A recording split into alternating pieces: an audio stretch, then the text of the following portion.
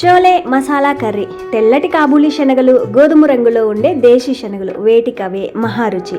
నానబెట్టి మొలకలొచ్చాక తిన్నా, ఉడికించి గుగ్గిళ్ళు తిన్నా మంచి పోషకాహారమే. సరే, ఇవాళైతే శనగలతో ఒక టేస్టీ కర్రీ అయితే చూసేద్దాం. రైస్లోకే కాదు, చపాతీ రోటీల్లో కూడా అద్భుతమే.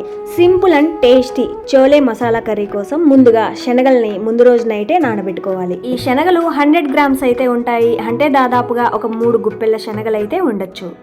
రాత్రంతా బాగా నానిన ఈ శనగల్ని మళ్ళీ ఒకసారి శుభ్రంగా కడిగిన తర్వాత కుక్కర్లో వేసి ఉడికించుకోవాలి. కుక్కర్లో వేశాక శనగలు అనేవి మునిగేంత వరకు నీళ్లు వేసిన తర్వాత కుక్కర్ మూత పెట్టి మీడియం ఫ్లేమ్లో 3 విజిల్స్కి స్టవ్ ఆఫ్ చేసుకోవాలి. శనగలు అనేవి ఉడికి కుక్కర్ 3 విజిల్స్ వచ్చేలోపు పక్కన సింపుల్ మసాలా ఒకటి రెడీ చేసుకుందాం. దానికోసం ఒక మిక్సీ జార్లోకి తీసుకున్న శనగలకి సరిపడా 2 మీడియం సైజు టమోటాలని ఈ విధంగా చిన్న చిన్న ముక్కలుగా కట్ చేసి వేసుకోవాలి.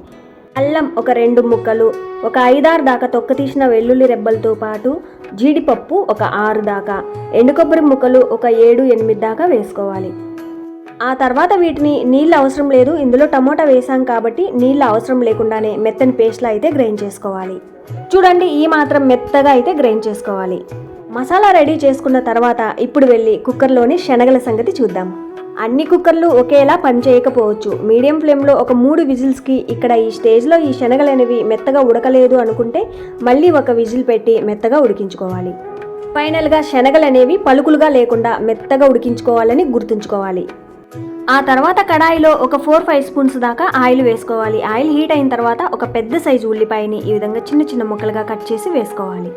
మీడియం ఫ్లేమ్లో ఉంచి ఈ ఉల్లిపాయలు ఎర్రగా రంగు మారేంత వరకు వేయించుకోవాలి. చూడండి, ఉల్లిపాయలు ఈ విధంగా రంగు మారాయి అనుకున్న తర్వాత ఇందాక గ్రైండ్ చేసుకున్న మసాలా వేసుకోవాలి. నేను తీసుకున్న 100 గ్రామ్స్ శనగలకైతే ఇక్కడ గ్రైండ్ చేసుకున్న మసాలా పర్ఫెక్ట్గా సరిపోతుంది. శనగలు ఎన్ని తీసుకున్నామో దాన్ని బట్టి మసాలా గ్రైండ్ చేసుకోవాల్సి ఉంటుంది. గ్రైండ్ చేసిన మసాలాలో అన్ని పచ్చిగానే వేసాం కదా, అల్లం వెల్లుల్లి కానీ కొబ్బరి కానీ ఇవన్నీ కూడా ఆయిల్లో వేగి మంచి స్మెల్ వచ్చి ఆయిల్ పైకి తేలేంత వరకు మీడియం ఫ్లేమ్లో వేయించాలి. చూడండి, ఆయిల్ ఈ విధంగా పైకి తేలి గ్రేవీ అనేది కొంచెం దగ్గర పడి మంచి స్మెల్ వస్తూ ఉంటుంది. ఆ తర్వాత ఇందులోకి కొంచెం కసూరి మేతి వేసుకోవాలి. వేసుకుంటే టేస్ట్ ఫ్లేవర్ ఉంటుంది. ఉంటే వేసుకోవచ్చు, లేదంటే స్కిప్ చేసేయచ్చు. ఆ తర్వాత 1/2 teaspoon garam masala, 1 spoon దాకా ధనియా పొడి, ఒక 1/2 టీ స్పూన్ పసుపు, 1/2 టీ స్పూన్ జీలకర్ర పొడితో పాటు రుచికి సరిపడా కారం వేసుకోవాలి. ఆ తర్వాత వీటిని మీడియం ఫ్లేమ్లో ఒక 2 నిమిషాలు, వీటితో పాటు రుచికి సరిపడా సాల్ట్ కానీ లేదా రాళ్ళ ఉప్పు కానీ వేశాక ఒక 2-3 నిమిషాలు మీడియం ఫ్లేమ్లో వేయించుకోవాలి. వేసిన మసాలా పొడులు అనేవి పచ్చిదనం పోయేంత వరకు వేయించుకోవాలి. ఆయిల్ ఈ విధంగా పైకి తేలింది అంటే ఓకే. ఆ తర్వాత ఫ్రెష్గా 4 కరివేపాకు రెమ్మలు వేసి వీటిని కూడా లో ఫ్లేమ్లో ఒక 2 నిమిషాలు వేయించుకుంటే సరిపోతుంది. ఆ తర్వాత ఇందాక ఉడికించుకున్న శనగల్ని నీళ్లతో సహా వేసుకోవాలి. ఆ తర్వాత ఈ విధంగా ఒకసారి బాగా కలిపిన తర్వాత మూత పెట్టి ఈ గ్రేవీ అనేది కొంచెం దగ్గర పడేంత వరకు మీడియం ఫ్లేమ్లో ఒక 4-5 నిమిషాలు ఉడికించుకోవాలి. చూడండి, ఈ విధంగా ఉడుకుతున్నప్పుడు మధ్య మధ్యలో కలుపుకుంటూ ఉప్పు కారం ఏమైనా తక్కువ ఉంటే వేసుకోవచ్చు.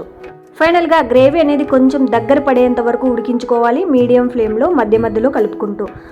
నార్మల్గా మసాలా కర్రీస్ అన్నీ కూడా చల్లారిన తర్వాత కొంచెం చిక్కబడతాయి.